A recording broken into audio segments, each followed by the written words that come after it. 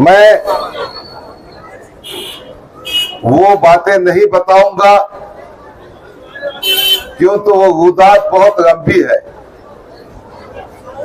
कि किन वजूहात की बुनियाद पर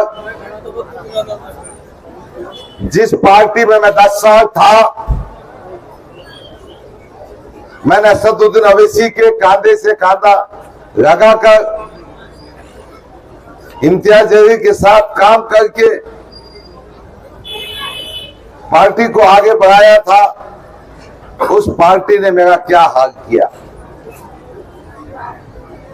10 साल की खिदमत को एक झटके में उड़ा दिया।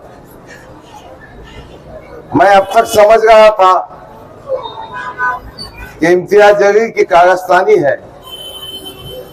आपने एक बात सुनी होंगी, आमतौर पर गुफ्तगू में कहा जाता है ये पुट्टा खानदान में खराब निकल गया,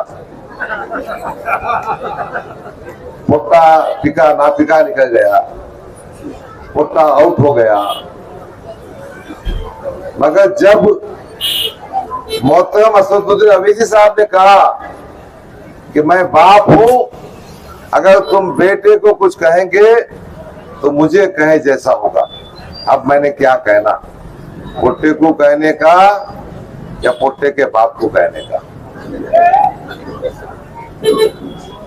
अजीजान गिरामी, आप एमएलए बनते हैं, आप मेंबर ऑफ पार्लियामेंट बनते हैं, और मेंबर ऑफ पार्लियामेंट का जब इलेक्शन हारते हैं क्या तिरमिरा जाते हैं।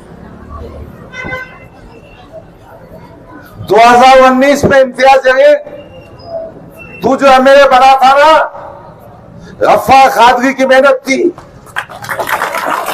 प्रकाश अंबेडकर जिनके तूफे में तू वाहिद एमपी इस हल्के से चुनकर आया था, माहिदा करारा रफ़ा खादरी था।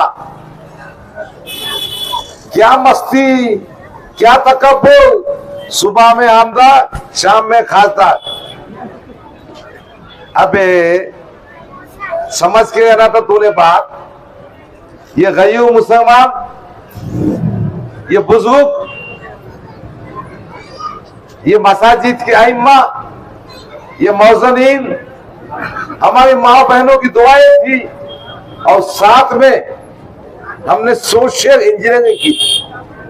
हमने क्या सोशल इंजीनियरिंग की थी? मैंने की थी। मैंने प्रकाश अंबेडकर के 15% वोटों को, दस्ती दो ना मेरे को, दस्ती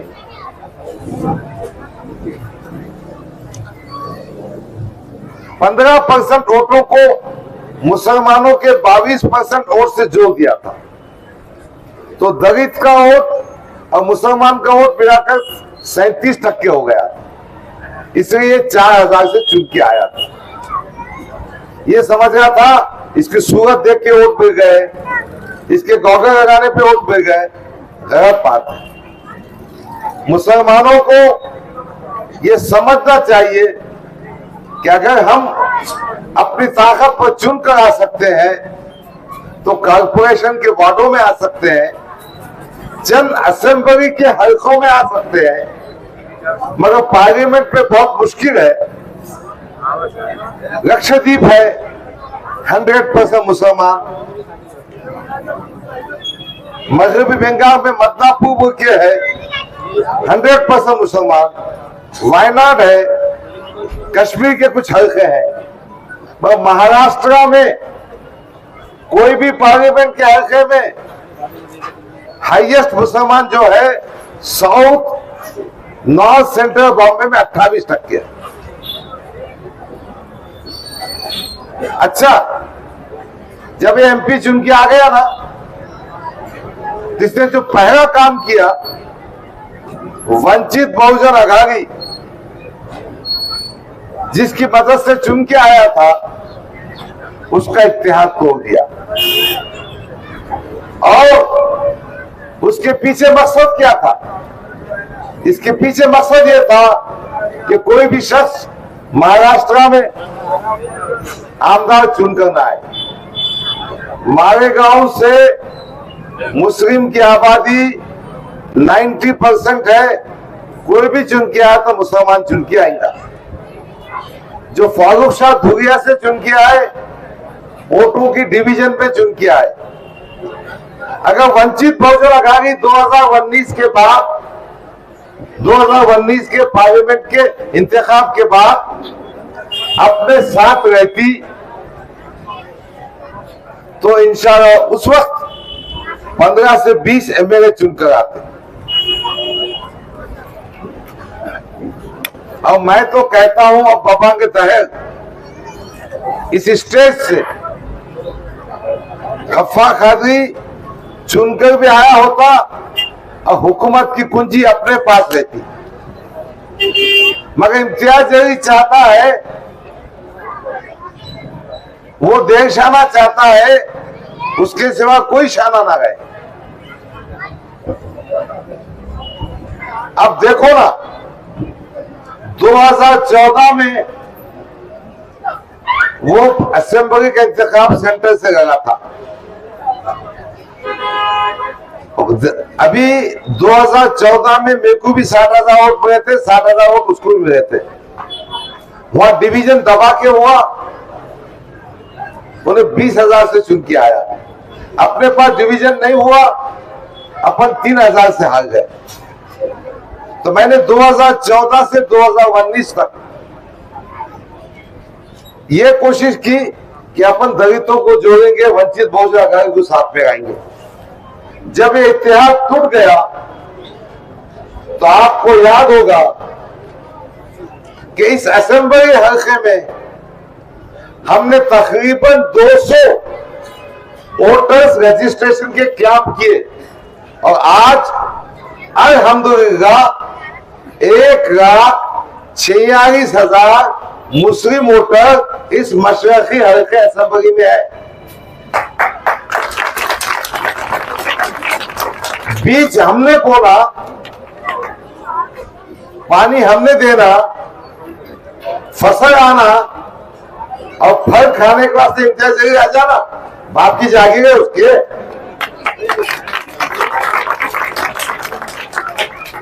बहरहाल मुझे टिकट नहीं दिया गया।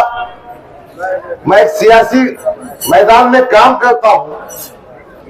कांग्रेस का टिकट भी देने की इमरान प्रतापगढ़ी साहब ने कोशिश की थी, मगर इन्होंने डराया कि हम नांदेड़ में चुनाव लड़ेंगे, हम वैजापुर में चुनाव लड़ेंगे, हम कांग्रेस की सीटें जाएंगे। अगर गफ्फार कादरी को कांग्रेस पार्टी टिकट देती है, इनका बहुत पेट दुखता ना, इनका बाप है मैं। मैंने कभी माफ नहीं किया, मुंह पे कहता हूं मैं कि ये भरवागिरी बंद करो। अंबादास दानवे को वोट देने के वास्ते जो लाखों रुपए तुमने खाए, ये जो पार्लियामेंट में 5 सीटें तुमने बेचे, उस्मानाबाद क्या आबादी है अपनी, क्या तंजीमी ढांचा है? एक कारपोरेटर तो भी है क्या तुम्हारे पास? पूना कोई तंजीमी ढांचा नहीं, एक कारपोरेटर नहीं, एक एमएलए नहीं। साउथ सेंट्रल बॉम्बे वहां भी कुछ नहीं, भिवंडी वहां भी कुछ नहीं, और फिर हर जगह पार्लियामेंट का उम्मीदवार दिया गया। किसके बोले पे दिए भाई? कौन है तुम्हारा बाप भारतीय जनता पार्टी में? तुम किसकी दलाली कर रहे? तुम देवेंद्र फडणवीस के दया है, तुम देवेंद्र फडणवीस से गुलाम है। इस वास्ते पार्लियामेंट पे 5 जगहों पर उम्मीदवार दिए थे। आज हमको बोलते, सच्चाई तो यह है कि इनके जो काम है ना, सब वसूली का काम है, और जहां वसूली है वही काम होता। मेरे भाइयों, रमजान के महीने में किराटपुरे में राम मंदिर के पास जो कुछ वाकयात पेश आए, वो वाकयात में कुछ शर पसंदों ने मसले मसाइल पैदा किए। हमारे 2 नौजवान बच्चे शहीद हुए। मुनीर का जो दरवाजा बंद कर रहा था, पुलिस की गोली लगने से मर गया।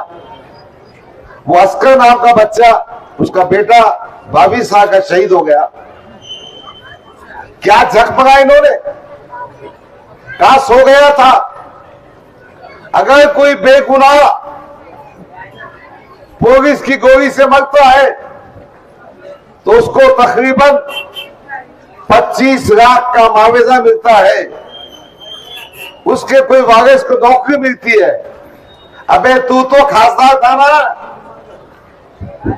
जिसके जूते उठाया था।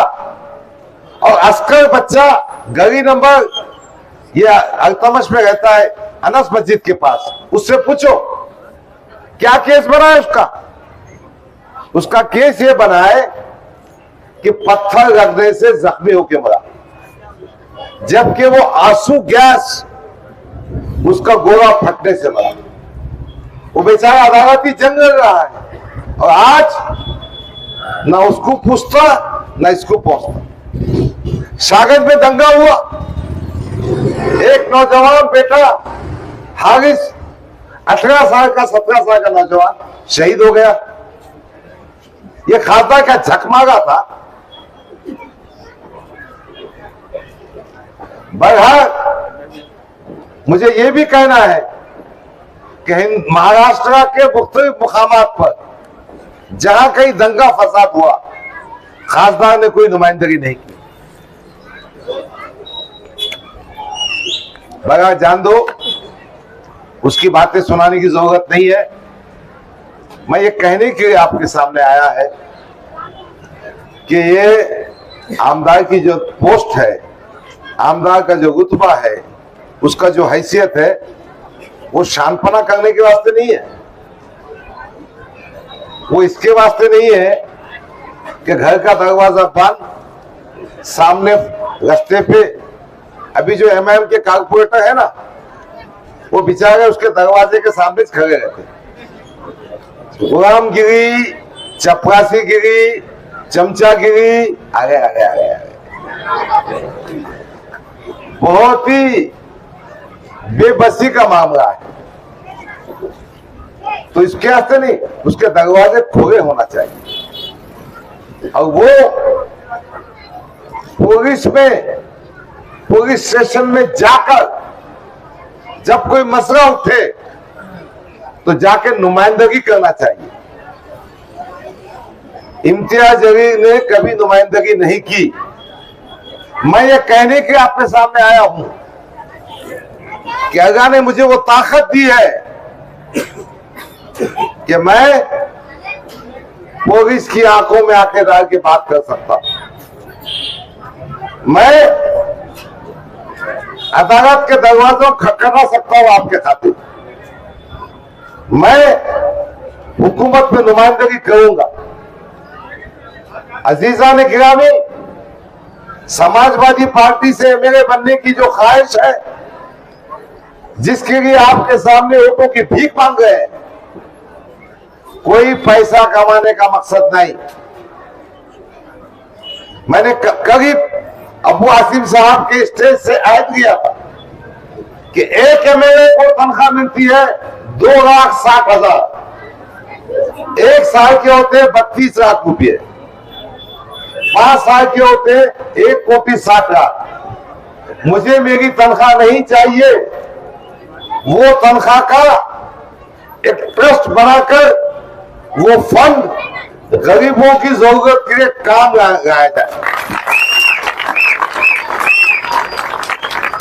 मैं मुसलमान हूं, मुझे फख्र है, मैं हिंदुस्तानी हूं, मुझे फख्र है, मगर मेरा अटैचमेंट उलमाए कराम से है, मसाजिद के अइम्मा से है, मौज़नीन से है। मैंने अबू आसिम आजिम साहब की प्रेस कॉन्फ्रेंस में ये डिक्लेयर करने लगाया कि अगर महाविकास अघाड़ी की गवर्नमेंट बनती है तो इमामों को कम से कम 18,000 तनख्वाह मिलना चाहिए, मौजम को 14,000 तनख्वाह मिलना चाहिए और हर साल उनकी तनख्वाह में 5% का इजाफा होना चाहिए। आज भी हिंदुस्तान की चंद रियासतों में, हरियाणा में है, कर्नाटका में है, तो महाराष्ट्र में क्यों नहीं हो सकता?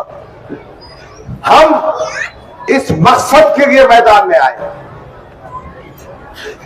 हमारी औकाफी जायदाद जो करोड़ों की है, जो मिल्लत के नौजवानों के मुस्तकबिल को बनाने के काम आ सकती है, उनकी हिफाजत चाहिए। ये पाखंडी क्या करेगा? जो खुद औकाफ की जमीन पर बैठा है, ये जो दुआ बैंक का ऑफिस है ना, वो उसकी मां के नाम पे वक्फ बोर्ड से सालाना 500 रुपए किराए पे गया हुआ है। यानी एक दिन का किराया उसका 1 रुपया 20 पैसे 30 पैसे कुछ तो भी आता। 25-30 साल से ताबी में लेके बैठा हुआ है। जो औकाफी जमीनों पे कब्जा करके बैठा, और भी बहुत सारी जमीनों के मामलात है, वो क्या खिदमत करेगा? समाजवादी पार्टी चाहती है कि औकाफी जायदाद के मामले में इसका फायदा मिल्लत के यतीमों को, मिल्लत के बेवाओं को, मिल्लत के नौजवानों को और उलमाए कराम, बिलखुसूस अइम्माए मसाजिद और मौज़नीन दीनी मदारिस के टीचरों को होना चाहिए। तीसरी बात, हम ये भी चाहते हैं और हमारी डिमांड है कि जो कोई पैगंबर इस्लाम या दूसरी धार्मिक शख्सियत के खिलाफ एहानत आमज जुमले करे, उनकी शान पे गुस्ताखी करे, तो उस पर UAPA प्रिवेंशन ऑफ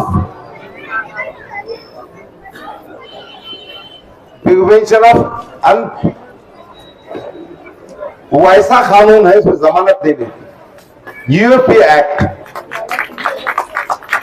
हमारा मानना यह है, जब तक कानून नहीं बनेगा तो आदमी गिरफ्तार कैसा होगा? जब तक कानून नहीं मिलेगा उसको सजा कैसे मिलेगी? तो जिस रामगिरी महाराज ने हुजूर सल्लल्लाहु अलैहि वसल्लम की शान में गुस्ताखी की थी, उस पे UAPA का कानून लगाया जाए। आज उमर खालिद पे जो केस है ना, दिल्ली में उमर खालिद 4 साल से जेल में बंद है। क्यों बंद है? UAPA का कानून लगा हुआ है। उसका जो वार्म फॉर्म है, प्रिवेंशन ऑफ अनलॉफुल एक्टिविटीज, गैर कानूनी एक्टिविटीज को रोकना। बहरहाल एक और बात है, क़ियादत इसलिए होना चाहिए कि हम पूरी बस्ती में बसने वालों को बिला लिहाज मजहब मिल्लत तालीम का मैदान में मदद कर सके। आज गवर्नमेंट के स्कूल है, म्युनिसिपैलिटी के स्कूल है, जहां कोई सरपरस्त अपने बच्चों को शरीक करना नहीं चाहता। मैं आपसे ये वादा करने आया हूं, इंशाअल्लाह ताला म्युनिसिपैलिटी का स्कूल हो कि जिला परिषद का स्कूल हो, उसका मेयार को इतना ऊंचा किया जाएगा कि आपको मोटी डोनेशन रकम देने की, मोटी फीस भरने की जरूरत नहीं आएगी। तो तालीम के मैदान से काम करना है। इन्होंने क्या झकमगाया मैं वो कहने वाला नहीं, इन्होंने क्या झूठे वादे के वो बात कहने वाला नहीं। दूसरा मामला है अस्पताल का। अस्पताल के मामले में अवाम को सेहत के मामले में मदद होना चाहिए। आज भी घाटी का वही हाल है और प्राइवेट दवाखानों का भी वही हाल है, घुटने घुटाने का एक माफिया बन गया है। अभी समाजवादी पार्टी महाविकास आघाड़ी का हिस्सा है। इस हल्के में कांग्रेस पार्टी ने एक ऐसा ढीला कैंडिडेट दिया, ऐसा कमजोर कैंडिडेट दिया। कांग्रेस पार्टी ने क्यों ढीला कैंडिडेट दिया मुझे समझ में नहीं आया। दरगाह ने 21,000 रुपये जमानत जब्त हो गई थी, ये पट्टा 2,000 भी उठने दे सकेगा। खैर, महाविकास आघाड़ी का यहां पर फ्रेंडली फाइट है, मगर उसके एजेंडे में है कि हर सिटीजन की 25 लाख का लाइफ वो जो हेल्थ इंश्योरेंस होगा। समाजवादी पार्टी इस सिलसिले में काम करेगी। देखिए, तरक्की के लिए इख्तिदार की जरूरत होती है। इख्तिदार भी 1 या 2 एमएलए का नहीं, इख्तिदार जिसके पास सत्ता होगी, हुकूमत होगी। इंशाअल्लाह ताला महाविकास आघाड़ी की हुकूमत महाराष्ट्र में आएगी। समाजवादी पार्टी महाविकास आघाड़ी का हिस्सा है। अबू आसिम साहब अभी आए थे, उनकी सभा हुई। वो सभा होने के बाद जितने मेडिकल स्टोर थे वहां से नींद की गोलियों का स्टॉक खत्म हो गया।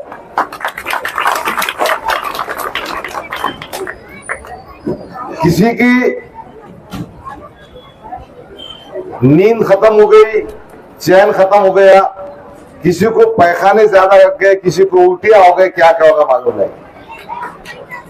अभी 14 तारीख को हमारी बहन इकरा हसन आने वाली है। अब कितनों को अटैक आता, कितनों को दिल के दौरे पड़ते मुझे नहीं मालूम, और कितनों की चड्डी खराब होती मुझे नहीं मालूम। मैं आपको ये कहना चाहता हूं कि इकरा हसन इसी रूट से जाएगी। हमने उनका रोड शो रखा। उसकी वजह यह है, आपकी बस्ती, बाईजीपुरा, संजय नगर, इंदिरा नगर, ये उन मुसलमानों की बस्ती है जो कौम और मिल्लत के नाम पे कुर्बान होने वाले हैं। यहाँ के मसाजिद, यहाँ की मेहनत का शबाब, उनकी दीन से मोहब्बत है। तो मैंने तय किया कि इकरा हसन उनका जो रोड शो है ये स्टार होटल से निकलकर आगे जाएगा गंजे शहीदा तक। मैं बात कर रहा था महाविकास आघाड़ी की गवर्नमेंट की, वो इसलिए कह रहा था कि मुसलमानों का जो सबसे अहम मुद्दा है वो है रिजर्वेशन का। तालीम के मैदान में, रोजगार के मैदान में मुसलमानों को रिजर्वेशन मिलना चाहिए। इंशाअल्लाह ताला महाविकास आघाड़ी के पातिंबा देते वक्त समाजवादी पार्टी और आपका भाई, उसका कायद अबू आसिम आजमी रिजर्वेशन के मुद्दे पर बात करेंगे, उसके बाद ही पातिंबा देंगे। अजीजान गिरामी, इन मकासद के तहत हम मार्केट में आए हैं। हम ये भी अज़म करके आए हैं कि आपकी ताईद से, आपकी मदद से और दूसरे समाजों की मदद से इंशाअल्लाह ताला ये अतु सावे को, मैंने सागे नहीं, सावे और तुम सारे को खबर में पहुंचाएंगे उसको जो 10 साल से आमदनी में भेदभाव कर रहा, 10 साल से बहुत आरएसएस के गुंडारा ये नथुराम गोडसे की औलाद को कैसे किरदार पर पहुंचाएंगे। हमारी जीत भारतीय जनता पार्टी की शिकस्त सावरकर की आइडियोलॉजी, नाथूराम गोडसे की आइडियोलॉजी की शिकस्त होगी। अजीजा ने गिरामी, आज आपको यह तय करना है कि आप गांधी के रास्ते पे चलेंगे, नेहरू के रास्ते पे चलेंगे, कि मौलाना अबुल कलाम आजाद के रास्ते पर चलेंगे। समाजवादी पार्टी को वोट देने के बाद आप डॉक्टर बाबा साहब अम्बेडकर की घटना को महफूज करेंगे। और आपका अगर गलती होती है, अगर आपसे कुछ गलती होती है, तो यकीनन गुरु गोलवालकर, मोहन भागवत, आरएसएस, विश्व हिंदू परिषद, बजरंग दल और बीजेपी की तारीफ होगी। तो अब आपका एक एक वोट कीमती है। आपका वोट इज्तिमाइयत के साथ समाजवादी पार्टी के हक में मेरे पड़ेगा तो हम कामयाब होंगे। और मैं इत्तेहाद में इज्तिमाइयत की बात कर रहा हूं। इत्तेहाद जो दूसरी पार्टियां बोलती है ना, जो उनको माना वो मुसलमान, जो उनको नहीं माना मुनाफिक। और हाइट तो ये हो गई कि बेचारे नसीम सिद्दीकी को हमारे इब्लिस बना दिया उन्होंने। अब इसके बाप को कुछ अथॉरिटी दिया सर्टिफिकेट देने की, भाई मेरा हिसाब मेरा अगब रहेगा, मैं मेरे खुदा के पास जवाब दे हूं। सियासी दुश्मनी में इतने बोखलाहट पे आ गए कि नसीम सिद्दीकी इब्लिस हो गए और दूसरे जो इनसे इख्तिलाफ करते मुनाफिक हो गए। आज औरंगाबाद टाइम्स में बहुत अच्छा आर्टिकल आया, भूतों से हुए नाराज, यानी इनके पास जो ढकोसले थे तो इनको खुदा याद आया। खैर, मैं ये कहने के लिए खड़ा हूं, इंशाअल्लाह ताला ये सीट अपन जीतेंगे। आपकी तारीफ की जरूरत है।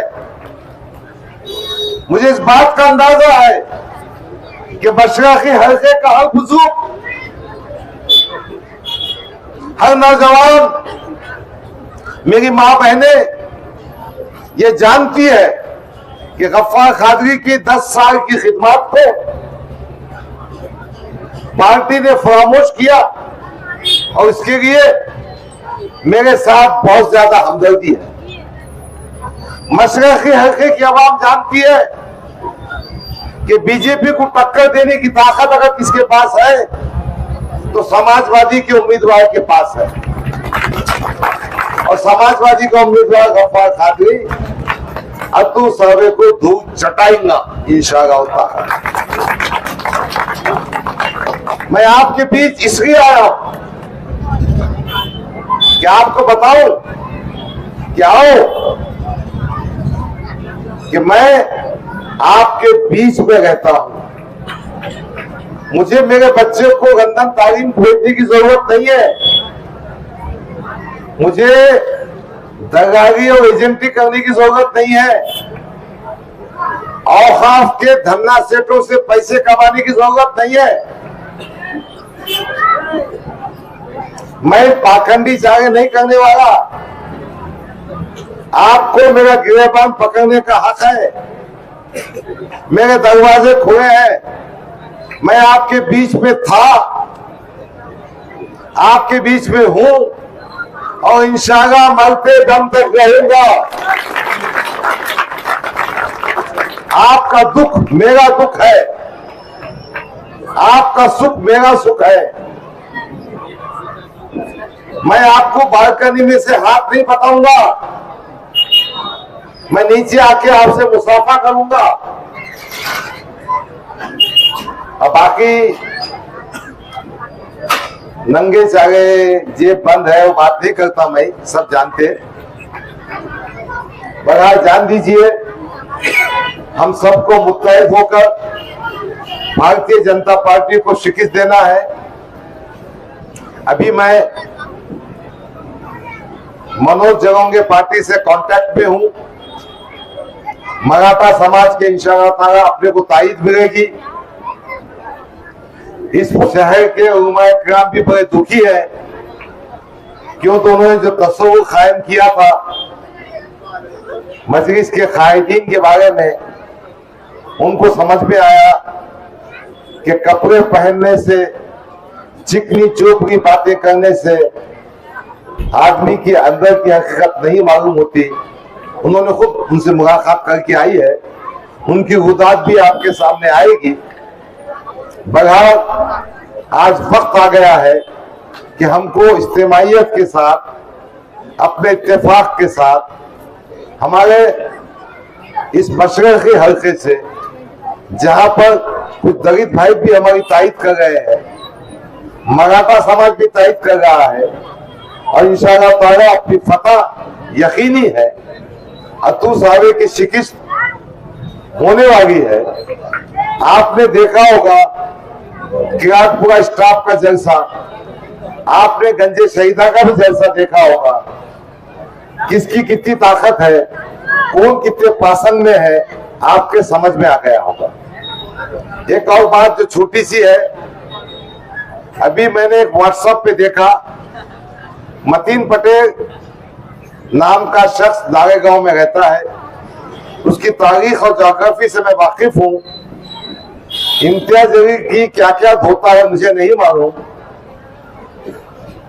जूते उठाने का काम तो करता है। उसकी स्कॉर्पियो कार है, उसकी कार में एक आदमी पैसों का लेन देन कर रहा है। उसकी कमेंट्री दी जा रही है कि गफ्फार खान पैसे बांट रहा है। मैंने उसकी शिकायत पुलिस स्टेशन जिंसी पे की है, निमोनुक ऑफिसर के पास की है, स्टेट इलेक्शन कमिश्नर के पास की है, और सेंटर के पास भी की है, साइबर में भी क्लेम दाखिल किया है। मैं इस मंच से कहना चाहता हूं, पाखंडियों, इस किस्म की हरामजदगी मत करो। अपने पापों को दूसरों के माथे मत लगाओ। हम तेरी उंगली से घी निकालना भी जानते हैं और कुचलना भी जानते हैं।